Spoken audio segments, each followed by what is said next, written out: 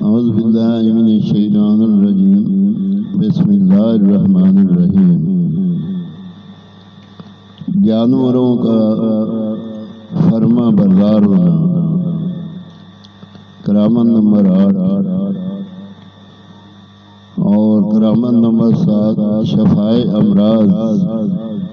اولیاء کرام کے لیے اس کرامت کا ثبوت بھی کثرت کتابوں میں مرقوم ہے۔ چنانچہ حضرت سری سکتی علیہ رحمت کا بیان ہے کہ ایک پہاڑ میں نے ایسے بزرگ سے ملاقات کی کہ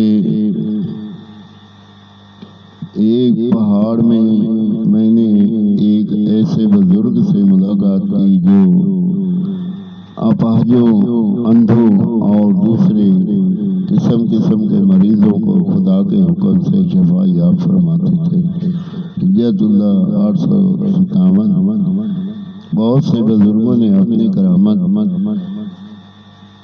نمبر 8 جانوروں کا فرما بردار ہونا۔ بہت سے بزرگوں نے اپنی کرامت سے خطرناک درندوں کو اپنا فرما بردار بنا لیا تھا۔ چنانچہ حضرت ابو سعید بن